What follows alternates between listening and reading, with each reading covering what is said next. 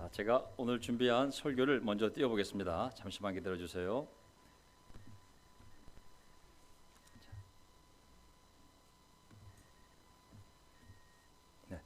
네, 안녕하세요. 반갑습니다. 오늘 예배는요, 또 항상 드리는 주일 예배 같지만 또 특별하다는 생각이 들었습니다. 오늘 이렇게 어려운 가운데 저는 처음에 워낙 상황이 엄중한지라 코로나 때문에 최소한의 인원이 올 수 있도록 그래서 오늘 송도 그냥 동영상으로 보내고 환영부터 마지막 기도까지 전부 동영상으로 보내고 설교자 저하고 그 다음에 시스템 담당자 우리 윤영모 형제만 나와서 하려고 했었는데 또 이렇게 직접 달려온 형제들의 또 발걸음도 특별하고 또 동영상 그 준비하는 게 결코 쉽지 않거든요.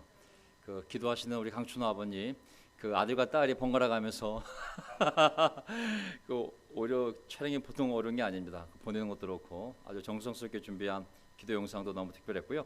또 우리 김홍부 형제가 수원에서 또 이렇게 진실된 메시지를 담아서 준비한 헌금 영상도 특별했고 우리 틴 지금 한국교회 자랑스러운 우리 틴 우리 박희단 자매가 고3으로서 이제 시험도 얼마 남지 않았는데 시간을 내서 이렇게 또 어렵게 동영상을 만들어 신앙을 간증한 것도 얼마나 특별한 메시지가 아닌가 싶습니다. 오늘 형제들의 삶을 환영 때부터 또 태일 형제가 나눈 것도 또 너무 좋았고요.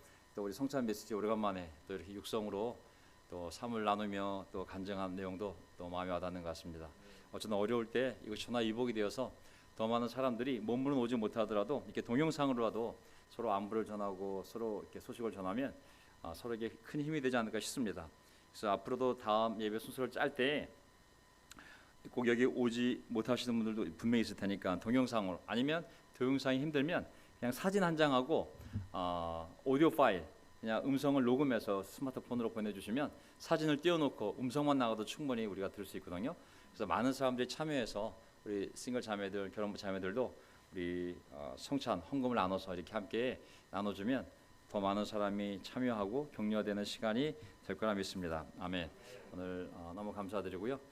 우리 사진 찍고 있는 박장현 형제 또 자매 대표로 제 아내가 와 있는데 어쨌든 모든 것이 협력하여 하나님의 선을 이루실 줄 믿습니다. 자, 제가 설교 들어가기 전에 짧게 몇 가지 광고 말씀 먼저 드리도록 하겠습니다. 돌아오는 주일, 다음 주일에는 한국교회 연합예배입니다. 그래서 상반기 때 한번 드렸고 하반기 때 또 한번 드리자고 해서 이번 주일날에 돌아온 주일날 한국교회 연합예배를 온라인으로 드리게 되었습니다. 그래서 각 예배, 각 지역 예배 책임자인 목사들이 순서를 맡아서 진행할 거고요. 그 다음에 설교는 우리 대구교회에 있는 강동진 목사가 설교할 예정이고 우리 명동은 또 누구 한 명이 대표로 나가서 또 마지막 기도를 하게 돼 있는데 우리 조한진 형제께서 나가서 대표 기도를 하도록 하겠습니다. 명동을 대표하는 것이 아니라 우리 형제자매들 온 마음을 대표해서 우리가 기도할 때 다 함께 우리가 마음으로 또 믿음으로 함께 했으면 너무 좋겠습니다. 자, 그 다음에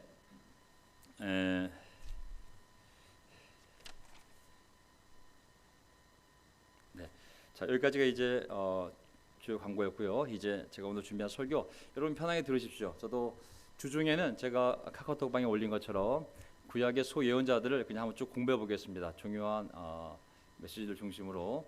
그 다음에 주일에는 워낙 상황이 급하게 돌기 때문에 틀을 짜서 하기보다는 그냥 그때그때 돌아가는 사회 상황을 보면서 말씀을 준비하도록 하겠습니다. 오늘 설교는요. 너희의 지도자는 그리스도 한 분뿐이시다 라는 마태복음 24장 말씀인데요.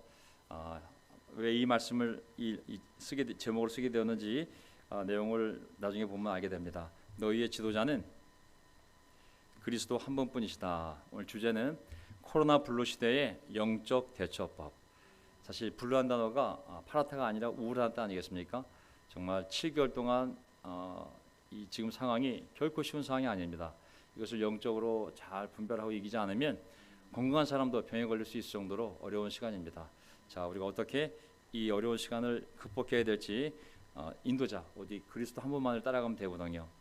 자, 설교 요점. 건물로 된 성전.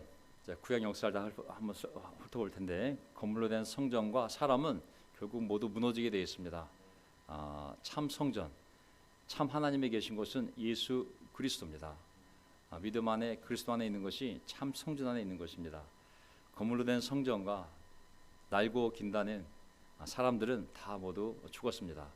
우리가 이것을 알고 신앙의 대상이 누군지를 사람과 운동과 교파와 교단이나 건물이 아니라 바로 예수 그리스도임을 다시 한번 생각하는 시간이 됐으면 좋겠습니다. 오늘 성찬 메시지라 또 상통하네요. 두 번째, 신앙의 기준은 예수 그리스도입니다. 예수 그리스도만이 우리 신앙의 기준이 될 수 있습니다. 어떤 인간의 교리나 유명한 목회자나 장로가 우리 삶의 기준이 될 수 없습니다. 이 어려운 시간에 우리가 누굴 따라가는지를 분명히 할 때 이 어려운 시간을 더 분명히 이겨낼 수 있습니다. 세 번째, 아무리 어려워도 해야 될 것 딱 두 가지입니다. 견디는 것하고 그다음에 복음을 지키는 것. 그것이 바로 마태복음 24장에 나와 있거든요. 그래서 이 내용을 가지고 제가 한번 구약과 신약 내용을 정리해 보도록 하겠습니다. 어제 오후 3시 네이버 실시간 뉴스 토픽을 보면 10개의 토픽이 나오는데 그중에 7개가 코로나 관련 뉴스였고 3개가 태풍 관련이었습니다. 온통 우리의 생각이 지금 이 두 가지에 꽂혀 있음을 알 수가 있습니다. 결국 좋은 내용이 아니거든요. 미국도 상황이 똑같습니다. 한국도 지금 코로나와 태풍으로 온갖 뉴스가 실시간으로 방송되듯이 미국도 지금 보게 되면 자연적으로 보면 지금 미국은 코로나도 엄청날 뿐만 아니라 태풍까지 지금 엄청나게 불고 있거든요. 거기에 산불까지 더해져 가지고 미국은 정신이 없습니다. 제가 어저께 바이든 부통령의 대통령 출마 연설을 제가 2번 반복해 봤는데요. 거기에 정말 이거 플러스 흑백 갈등에 의한 국가 분열이 더해지고 미국 역사상 가장 어려운 경제적 어려움을 말하고 있더라고요. 미국도 지정신이 아닙니다. 많은 사람들이 뉴욕을 떠나고 있고 정말 미국 역사상 이렇게 혼란스러운 적이 없을 정도로 미국도 어려운 상황입니다. 중국도 마찬가지입니다. 중국은 코로나는 이겼지만 지금 홍수가 스촨성 세계 최대 댐이 있는 곳이거든요. 거기를 무너뜨리게 되면 중국 인구의 40%가 재해를 입기 때문에 거기가 날마다 비상입니다. 지금 벌써 이미 상당수의 농가 밭이 침수가 되어서 올해 심각한 식량 문제가 위기가 제기될 거라고 이미 예측되고 있습니다. 그래서 최근에 시진핑 총서기가 뭐라 그랬냐면 먹방을 금지했습니다. 먹는 방송을 금지시켰습니다. 왜냐하면 먹방을 하게 되면 사람들이 먹는 걸 자극하게 되거든요.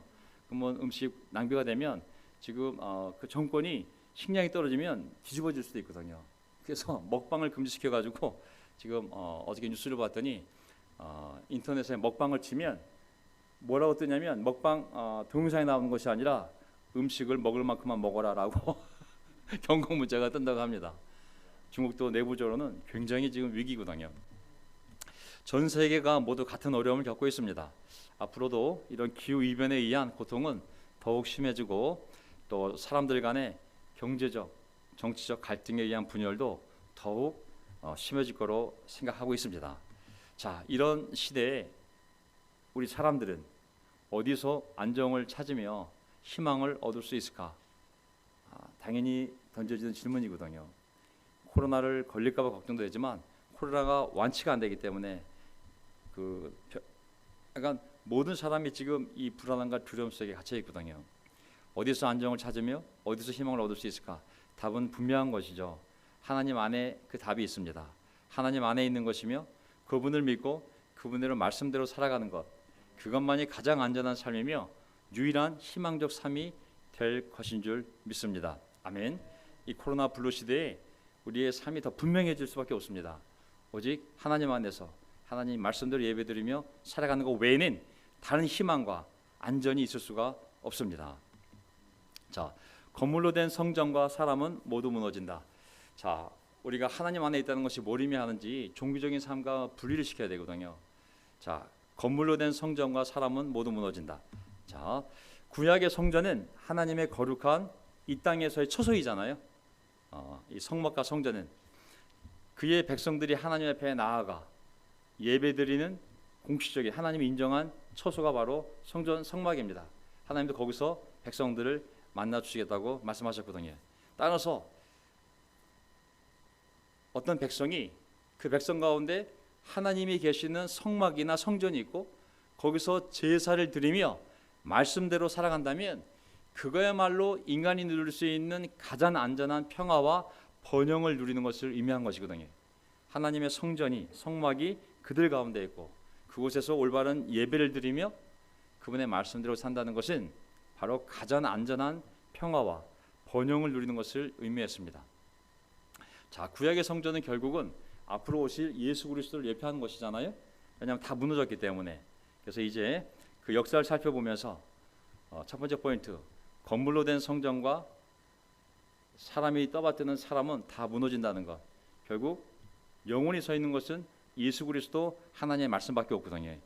그것을 붙잡고 있을 때 우리가 평화와 희망을 찾을 수 있는 것이죠. 자, 예를 들면 예수님 오시기 전에 참 성전인 예수님이 이 땅에 오시기 전 1440년 경에 이스라엘 백성들이 애굽을 도망쳐 나오게 됩니다. 출애굽 사건이 예수님 이전 1440년, 지금으로부터 3440년경 일어났던 거거든요. 그때 하나님께서 광야에서 내가 너희들 가운데에 안정감을 주기 위하여 너희들 눈에 보일 수 있도록 내 집을 하나 지으라 그랬습니다. 그게 바로 성막이죠, 성막. 그래서 광야에서 처음으로 하나님의 거처인 성막이 지어지게 됩니다. 하나님의 첫 지상 거주지입니다.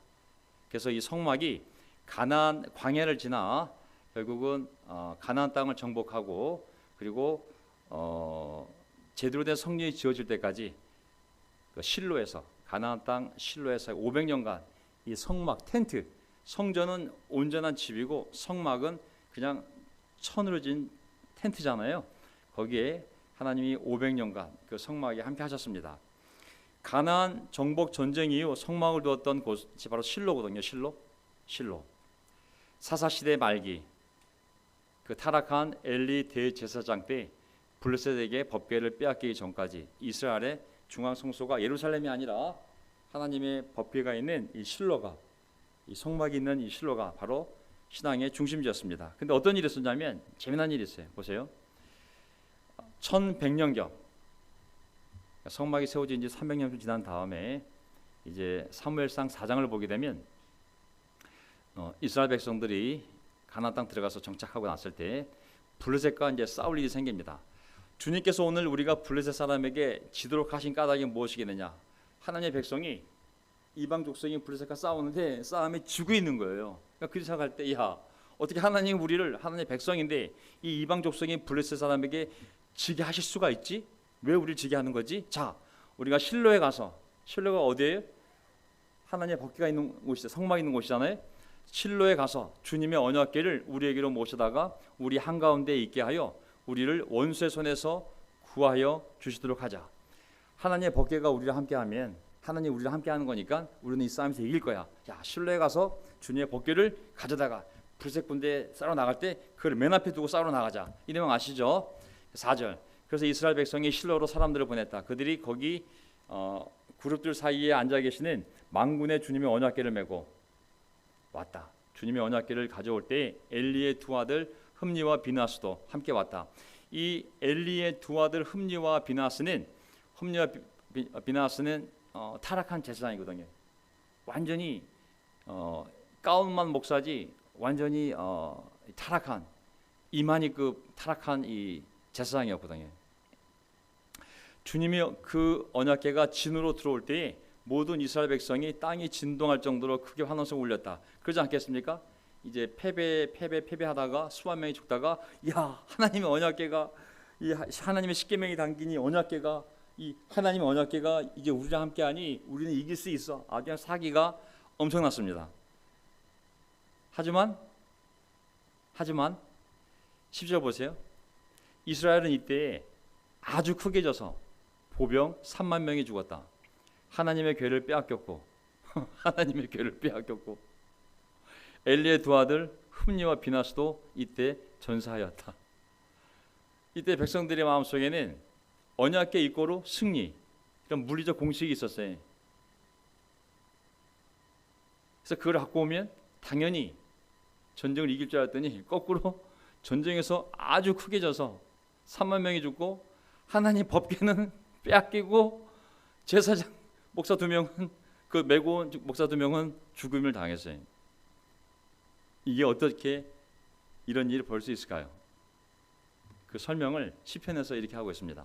시편 78편. 그럼에도 그들은 가장 높으신 하나님을 시험하고 거역하면서 그의 법도를 지키지 않고 58절. 그들은 산당에 모여 하나님의 노를 격동하며 조각한 우상을 섬기다가 그를 진노하게 하였다. 이스라엘 백성들이 비록 법궤를 갖고 왔지만 그들의 삶이 어땠냐면 우상을 섬기고 하나님을 시험하고 이 물리적으로 부적처럼 법궤를 믿은 거지 하나님을 진실로 따르는 삶이 아니었던 거거든요. 59절 하나님께서 듣고 노하셔서 이스라엘을 아주 내버리셨다. 60절 사람과 함께 지내시던 그 천막 성막 사람과 함께 지내시던 그 천막 실로의 성막을 내버리셨다. 하나님이 스스로 성막을 버리신 거예요. 너희들이 진실로 나를 믿지 않는데 너희들이 진실로 날 예배하지 않는데 그 성막이 무슨 의미가 있냐고. 난 이미 버렸다. 그러면서 그 법궤가 그냥 블레셋 이방에게 넘어가게 내버려 두신 거죠. 마음이 하나님을 떠났는데 그 하나님의 법궤를 가지고 자신의 번영을 위해 이용하려는 자들에게 하나님은 나 손 털었다. 그 법궤 나무 상자다. 라고 말씀하시면서 실로가 사라지게 된 것이죠. 자, 이렇게 해서 이제 오랫동안 성막도 없이 법궤는 돌아오긴 하지만 그냥 안치가 됩니다. 이런 상태에서 이제 다윗이 왕이 되고 그 다음에 다윗의 아들 솔로몬이 이제 왕이 되지 않습니까? 그래서 이제 솔로몬이 처음으로 하나님을 위한 집을 짓기 때문에 그때 이 성막이 성전이 됨으로 말미암아 제1성전이라고 하죠. 보통 솔로몬이 지은 성전을 제1성전이라고 합니다. 그래서 예수님 오시기 전에 약 960년경에 솔로몬이 이제 아버지가 준비한 재료를 가지고 7년 만에 엄청난 성전을 짓게 됩니다. 자, 왕상 6장을 보게 되면 이스라엘 자손이 이집트 땅에서 나온 지 480년 만에 그러니까 지금까지는 거의 성막으로 이 48년 동안 성막으로 있었던 것이죠. 솔로몬이 이스라엘의 왕이 된 지 4년째 되는 해 솔로몬은 주님의 성전을 짓기 시작하였다. 건너뛰면 38절 맨 끝을 가면 성전이 완공된 것은 제11년이다. 솔로몬이 성전을 건축하려는 데는 7년이 걸렸다. 그러니까 왕이 된 지 4년째 되는 해에 시작돼서 7년 걸렸으니까 11년째 되는 해에 드디어 진짜 휘황찬란한 성전을 처음으로 하나님의 집을 지상에 건설하게 된 것이죠. 이게 바로 성전입니다. 제1성전, 솔로몬의 성전.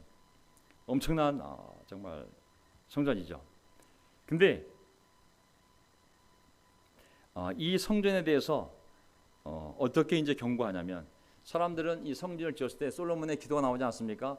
정말 그 성전을 지어놓고 제사를 지내며 수천 마리의 양과 소를 제물로 바치면서 엄청난 제사를 지내지 않습니까?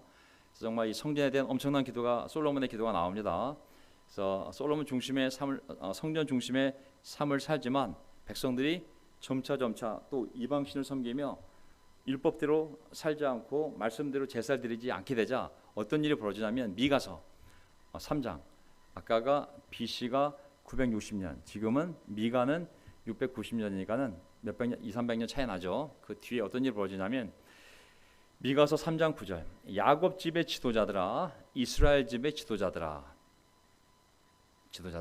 인도자들아 곧 정의를 미워하고 올바른 것을 모두 그릇되게 하는 자들아 나의 말을 들어라. 너희는 백성을 죽이고서 이 위에 시온을 세우고 죄악으로 터를 닦고서 그 위에 예루살렘을 세웠다. 굉장히 강력한 도전이잖아요. 이스라엘 백성의 리더십이 인도자라는 사람들이 정의를 미워하고 보세요. 그러면 11절 제사장들은 삭슬 받고서야 율법을 가르치며 예언자들은 돈을 받고서야 계시를 밝힌다. 그러면서도 이런 자들은 하나같이 주님께서 자기들과 함께 계신다고 큰 소리를 친다. 주님께서 우리와 함께 계시니 우리에게 재앙이 닥치지 않는다고 말한다. 이 제사장과 예언자들이 인도자잖아요. 이스라엘 백성을 하나님께 인도해야 될 인도자들인데 그들이 삶은 이렇게 타락해 있으면서 뭐라고 얘기하냐면 주님께서 자기들과 함께 계신다. 큰 소리를 친다. 주님께서 우리와 함께 계시니 우리에게 재앙이 닥치지 않는다고 말한다. 전 이걸 보면서 정광훈 목사가 많이 떠올랐어요. 정광훈 목사가 한참 코로나 창궐할 때 코로나 걸린 사람도 우리 교회 오면 낫는다고 그리고 또 슬쩍 얘기하더라고요. 꿈에서 예수님이 나에게 얘기했는데 약간 이단들의 특징이 있어요. 그 뭐냐면 항상 예수님을 덜먹거리면서 꿈에서 나왔다는 등 지난 밤에 나에게 말씀하셨다는 등 그런 신비주의를 가거든요. 참 너무 재밌어요. 12절 그러므로 바로 너희 때문에 시온이 예루살렘이 하나님의 이름을 든 도성이 밭갈듯 뒤엎어질 것이며 예루살렘이 폐허더미가 되고 성전이 있는 이선은 수풀만이 무성한 언덕이 되고 말 것이다. 계속 경고는 뭐냐면 너희들의 삶이 날 떠났으면 그 성전은 아무 의미가 없다고. 성전이 너희 나라 한가운데 있다고 해서 너희가 보호받을 거라는 생각을 하지 말라고. 오히려 예루살렘 성전이 있는 예루살렘은 폐허더미가 되고 그 성전은 수풀이 무성한 언덕이 될 거라고. 완전히 무너질 거라고 계속 경고를 하셨던 것이죠. 근데 이들이 돌이키지 않았거든요. 그러니까 또 나중에 예레미야라는 예언자가 등장하지 않습니까? 요거는 또 한 아까 연도를 보면 690년에서 60년 뒤에 예레미야가 이제 미가 이어서 예레미야가 등장해서 또 예언하는데 백성들의 삶이 회개하지 않습니다. 그러자 또 이런 예언을 합니다. 예레미야 26장 주님께서 예레미야에게 이렇게 말씀하셨다. 1절 4절 건너뛰겠습니다. 너는 나주가 한 말을 그들에게 이렇게 일러주어라. 너희가 내가 너에게 준 법을 따라서 순종하여 살지 않으면 내가 거듭하여 보내고 너에게 서둘러서 보낸 내 종 예언자들의 말을 너희가 듣지 않으면 내 말대로 살지 않으면 내 예언자 말을 듣지 않으면 6절 내가 이 성전을 실로처럼 만들어버리고 내가 이 성전을 실로처럼 만들어버리고 실로는 아까 말씀드렸다시피 그 법궤 가지고 갔지만 결국은 졌잖아요. 내가 이 성전을 실로처럼 만들어버리고 이 도성을 세상 만민의 저주거리가 되게 하겠다. 이 도성이 멸망하여 여기에 아무도 살 수 없게 된다고 예언하느냐? 여기 보면은 하나님의 마음은 뭐냐면 너희들의 마음이 내게서 떠났으면 말씀에서 떠났으면 너희의 종교적인 행위들 그리고 이 너희들이 부적처럼 사용하는 하나님의 성전이 우리 가운데 있어 우리는 절대 안 망해. 왜? 하나님의 성전이 여기 있으니까. 하나님의 성전이 여기 있다는 것은 하나님 우리 가운데 있다는 것이고 하나님 우리 가운데 있으면 우리는 절대 망하지 않을 거야 라는 너의 생각이 허튼 생각임을 하나님이 계속 알려주는 거거든요. 결국은 이 솔로몬이 지은 성전은 알다시피 BC 586년 바빌로니아 군대에 의해 완전히 회파되고 불타버리고 돌 위에 돌 하나 남지 않도록 벽 하나만 남기고 다 그냥 완전히 다 그냥 성 자체가 완전히 다 무너지게 됩니다. 완전히 우리가 아는 내용이기 때문에 건너뛰겠습니다. 그래서 이제 우리가 알다시피 다시 또 솔로몬의 제2성전이 다 불타버렸기 때문에 다시 포로로 70년 끌려갔다 온 사람들이 돌아와서 제일 먼저 한 일이 바로 이 성전을 재건하는 일이잖아요. 그래서 수르바벨에 의한 제2성전이 지어지게 됩니다. 우리가 이제 학개서에서 우리가 배웠던 에스라에서 배웠던 내용입니다. 자, 학개 스가랴 선지자들의 도움으로 또 총독 수르바벨과 또 대제사장 여호수아 이 네 명이 한 팀이 되어서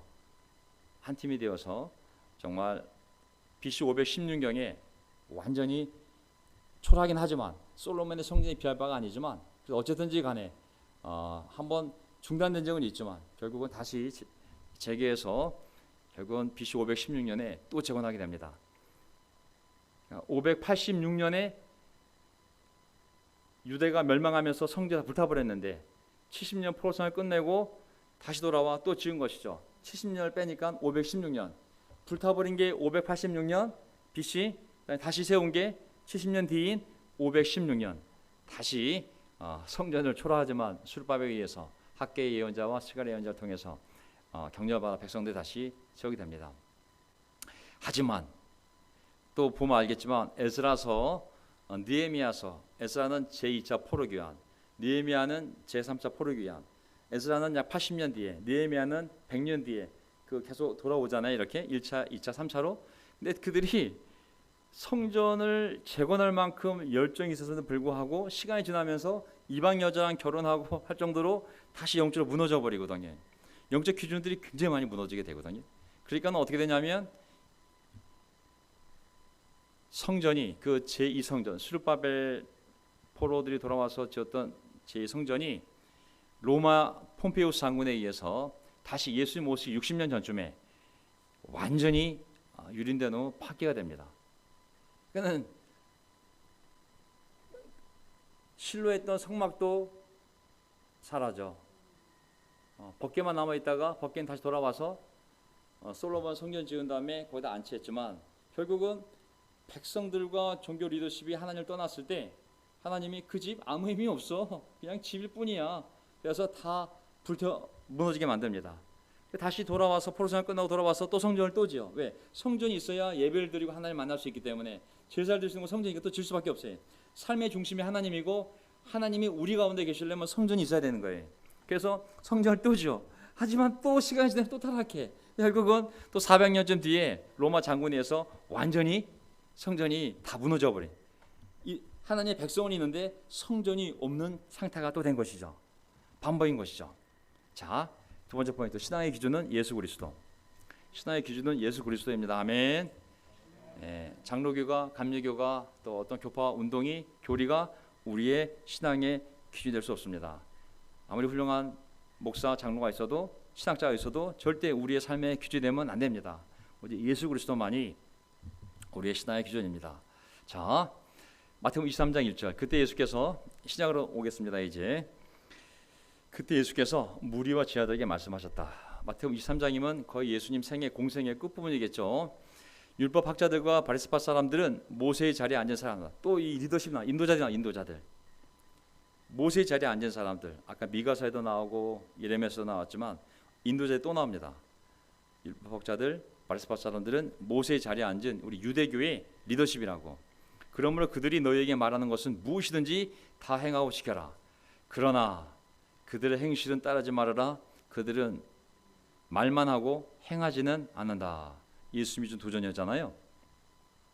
그러면서 세 가지를 말씀하시는데 오늘 제목이 여기서 나옵니다. 뭐라고 말씀하시냐면 너희는 그 인도자들에게 뭐라고 그러냐면 여기 위에 율법학자 바리새파가 모세자에 앉은 사람들, 스스로 리더라고 하는 사람들이 뭐라고 그러냐면 너희는 스승이라 랍비라는 호칭을 듣지 말아라. 너희의 스승은 한 분뿐이요 너희는 모두 형제자매들이다. 그 한 분이 누구겠어요? 오직 예수 그리스도 하나님만이 우리의 스승이라는 얘기잖아요. 그렇죠? 너희 형제자매들이라고. 두 번째, 너희는 이 땅에서 아무도 너희의 아버지라고 부르지 말아라. 너희 아버지는 하늘에 계신 분 한 분뿐이시다. 아버지는 한 분이에요. 목사가 아버지 같은 분이 될 수가 없어요. 교황이 포프 아버지란 뜻인데 절대 아버지 될 수가 없어요. 이 땅에서 누구도 아버지라고 부르지 말라 그랬더니 오직 하늘에 계신 분 하나님 아버지만이 너희의 아버지라고 그랬어요. 우리 육적인 아버지 한 분이 계시죠. 세 번째, 너희는 인도자라는 호칭을 듣지 말아라. 너희의 인도자는 그리스도 한 분뿐이시다. 그럼 신앙의 대상은 뭐예요? 우리의 참 스승은 예수 그리스도, 우리의 아버지는 하나님 아버지, 우리가 따라야 할 인도자는 사람이 아닌 거예요. 오직 그리스도 한 분뿐이라고 그랬거든요. 그러면서 나중에 율법학자들과 바리새파 사람들에게 예수님이 계속 도전을 줬잖아요. 야 이 위선자들아 너에게 화가 있다. 아이고 살벌해. 그냥 야 이 위선자들아 독사의 새끼들아 이 뱀들아 아주 그냥 그 스스로를 스승이요 스스로를 백성의 아버지요 자기 스스로를 이 백성의 인도자라고 생각하는 그들을 향하여 이 뱀들아 독사의 새끼들아 너희가 어떻게 지옥의 심판을 피하겠느냐. 뭐 이만이나 뭐 정강훈이나 보게 되면 뭐 충분히 이런 말씀 하시지 않겠습니까? 저는 다시 이 내용을 보면서 야 그렇구나. 성전이 다 무너지는 과정들, 또 그리고 인간 리더십의 한계. 물론 우리가 세상에서 또 뭐 어떤 부정적인 모습을 보고 이겨 오신 분도 계시고 여러 가지 배경이 있지만 사람은 다 똑같습니다. 오해하지 마세요.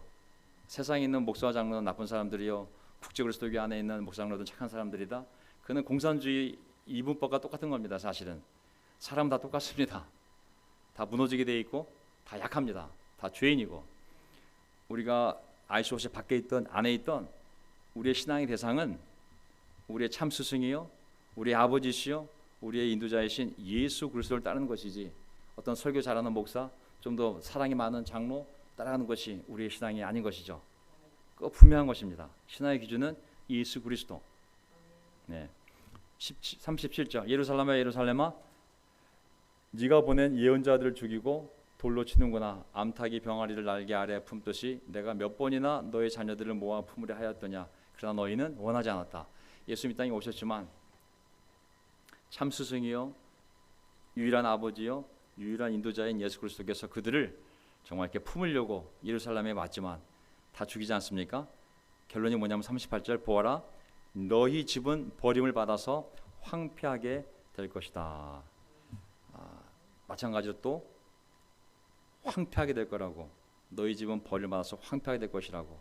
여기 비록 성전이 있고 여기 성전이 있고 제사를 드리는 것 같지만 이미 너희들의 마음에서 하나님이 떠났으며 예수 그리스도 영접하지 않았을 때 이 성전이 있는 이 성읍 황폐하게 만들 거라고 하나님이 다시 경고하게 된 것이죠. 자, 교회의 종들이 그들이 목사가 되었든 장로가 되었든 어쨌든 이게 사람들 앞에서 말씀을 가르치는 위치에 있는 사람들 있지 않습니까? 그들이 타락하면 밑에서 영향을 받는 사람들도 따라갈 수밖에 없습니다. 사랑제일교회부터 시작을 해서 또 신천지부터 시작을 해서 수많은 이단들 또 완전히 이런 극단적인 사람들을 보게 되면 정말 같이 갈 수밖에 없거든요. 가르치는 자들과 따라가는 사람들이 결국 같은 방향이 소경이 소경을 인도하면 둘 다 구렁텅이에 빠진다고 하지 않습니까? 그렇게 되면 이 건물과 땅은 백성이 타락하면 이 땅도 저주를 받는 거거든요. 성전이란 건물도 거기에 하나님이 계시고 하나님께 올배로 예배를 드리고 말씀대로 따라 사는 가르치는 자들과 배우는 자들이 함께 있을 때 그 성전이 의미가 있는 것이지 그들이 타락하면 성전이 아무 의미가 없는 것이거든요. 하나님이 황폐하게 만들 거라고. 세 번째 포인트가 뭐냐면 그래서 견디며 복음을 지켜라입니다. 견디며 복음을 지켜라. 이게 역사가 이게 계속 반복이에요. 이게 구약 역사 출애굽해서 성막 짓고 성전 지은 초대백 역사나 예수님 이후에 2000년 역사나 똑같아요. 사실은 예수님 당시도 마찬가지고 지금도 마찬가지고 우리가 할 일은 이 잘못된 상황 속에서도 잘 견디며 끝까지 복음을 붙잡고 복음대로 살며 전하는 것, 이게 우리가 해야 할 일인 거예요. 하나님을 부인하거나 아유 나 교회 싫어, 교회 때문에 목사 때문에 교회가 싫어, 교회도 싫고 성경도 싫고 하나님도 싫고 난 아무도 안 믿을 거야, 이런 어리석은 마음이 아니라 잘 견디며 복음을 붙잡는 거예요. 사람을 붙잡는 것이 아니라 복음을 붙잡고 복음대로 사는 거예요. 내가 살고 전하면 되는 거예요. 교회는 이름을 간판을 바꿀 수도 있어요. 또 리더십도 바뀔 수가 있고, 하지만 복음은 안 바뀌는 거거든요. 그러니까 잘 견디며 내가 복음을 지키면 되는 것입니다.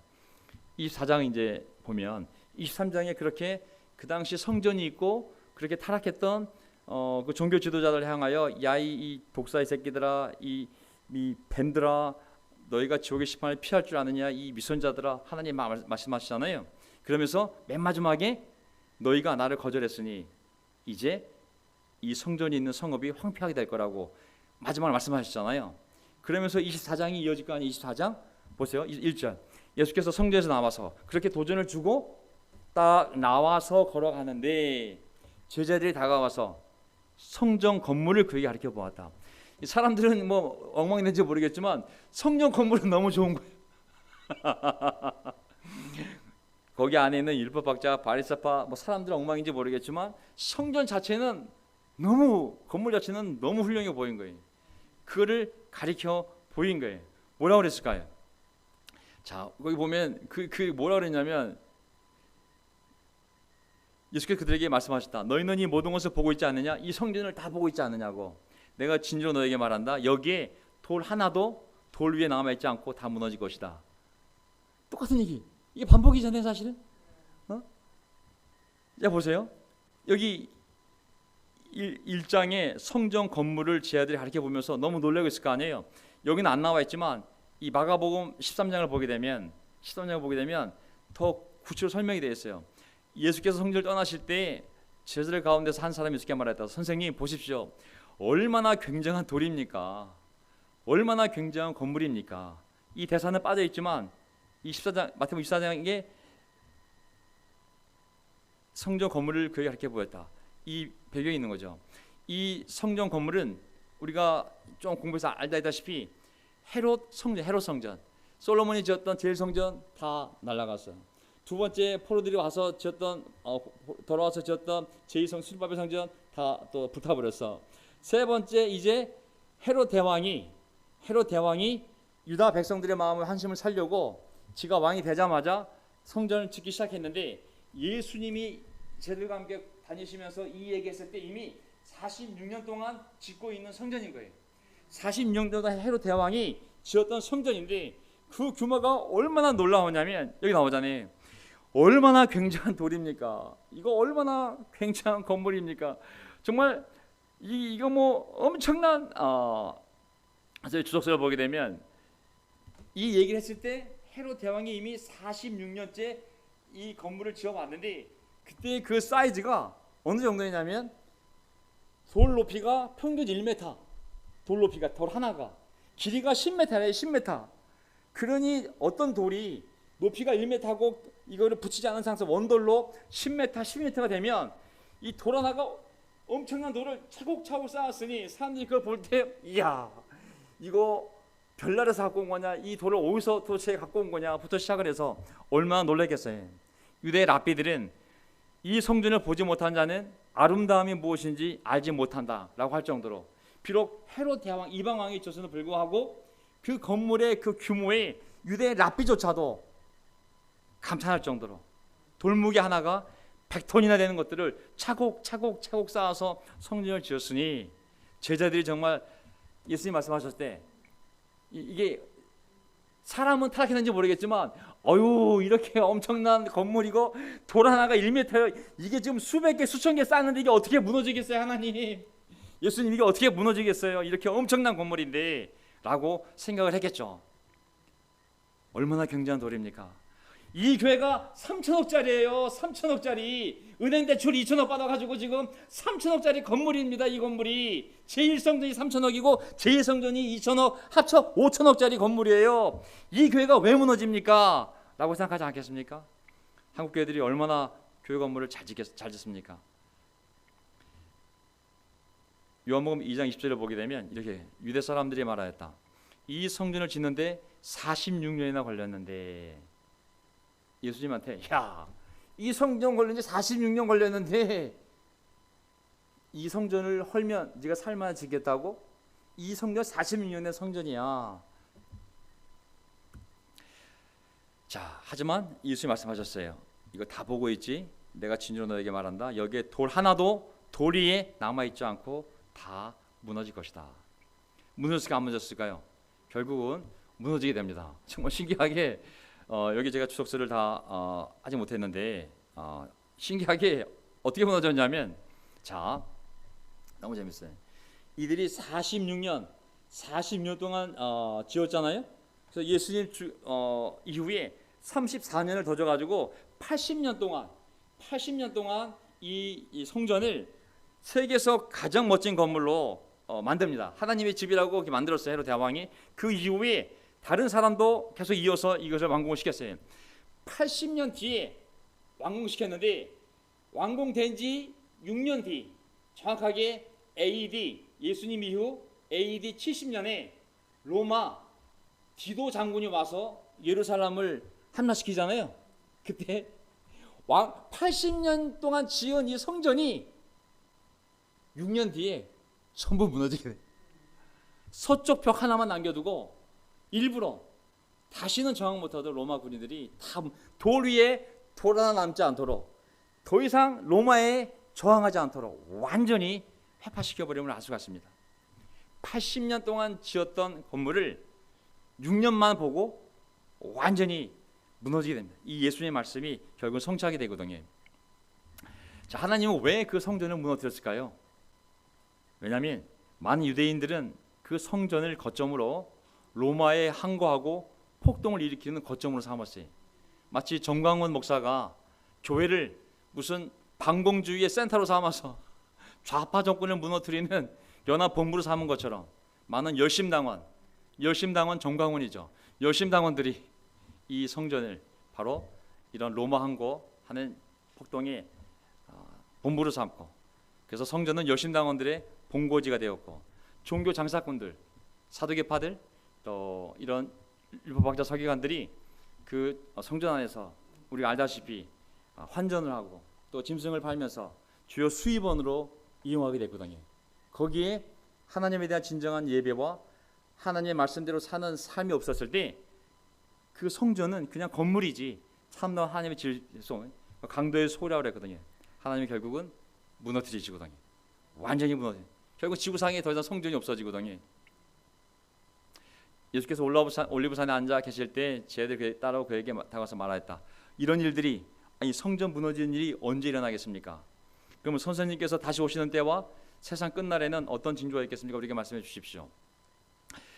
시간 없기 때문에 어떻게 끝내겠습니다. 자, 성전이 무너진 것은 한순간에 무너진, 80년 동안 쌓았던 것을 6년 만에 완전히 무너뜨린 것처럼 이 세상 종말도 한순간에 너희들과 상치 못한 때에 한순간에 그렇게 세상의 종말도 올 거라는 것을 말씀하고 있는 것이죠. 사람의 교만도 또 교만한 인생도 하나님이 무너뜨리면 한순간에 이렇게 무너지게 되었습니다. 내가 70년을 80년을 운동했고 그냥 한순간에 무너질 때 그냥 한순간에 파멸적으로 무너지게 되었습니다. 물론 예수님이 재림하실 때도 이렇게 무너지겠지만 한 사람의 인생도 예수님을 거부하고 말씀을 거절하고 그리고 진리를 전하는 사람들의 말을 거절하고 자기의 뜻대로 살다가 하나님 무너뜨릴 때, 한순간에 무너뜨릴 때 그냥 갑자기 정말 파멸적으로 무너지게 되었습니다. 저는 이 시간에 시간 없기 때문에 다 할 수 없지만 어쨌든 우리가 이 마태 24장 말씀을 잘 활용을 해서 속지 말아야 됩니다. 예수께서 그들에게 말씀하셨다. 누구에게도 속지 않도록 조심하여라. 누구에게도 속지 않도록 조심하여라. 많은 사람이 5절 내 이름으로 와서 말하기를 내가 그리스도이다. 이만희도 그랬지만 지금 한국이 스스로 통일교 그 누구냐 문선명처럼 자칭 하나님부터 시작을 해서 자칭 하나님의 어머니, 하나님의 교회 안사원교회도 있고 자기가 하나님의 어머니이다, 하나님의 아내이다, 내가 하나님이다, 내가 성령님이다, 내가 그리스도다, 내가 예수란 사람이 500명이 넘는다 그랬어요. 엄청난 신흥 종교가 퍼져 있습니다. 인터넷 들어가서 보시면 너무 좋은 설교잖아요. 더 들어가 보세요. 뭐 천부교, 신흥 종교, 자기가 하나님이 조회수가 수십만이 돼. 조심하셔야 돼. 많은 사람이 와서 내가 그러다 많은 사람을 속일 거라고 조심하라고. 6절. 그다음에 많은 기근과 지진이 있을 거라고. 뭐 이거는 뭐 지구 온난화와 더불어 이제 점점 더 뜨거워지고 이제 점점 삶이 태풍도 점점 세지고 점점 비도 많이 오고 점점 기근도 심해지고 점점 전염병도 이제 독해지고 예수님 오실 때까지 점점 더 상황이 안 좋아질 겁니다. 이거는 성경에 이미 나와 있는 것이 10절. 많은 사람이 걸려서 넘어질 것이요 서로 넘겨주고 서로 미워할 것이다. 거짓 예언자들이 많이 일어나서 많은 사람을 홀릴 것이다. 거짓 예언자들이, 거짓 장로, 거짓 목사들이 많이 일어나서 많은 사람을 홀릴 것이다. 거짓 목사들이, 거짓 장로들이 많이 일어나서 많은 사람을 홀릴 것이다.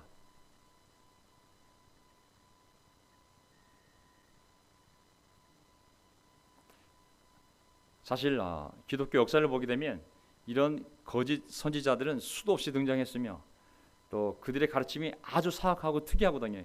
근데 성경을 모르기 때문에 그런 사악하고 특이한 가르침에 혹해가지고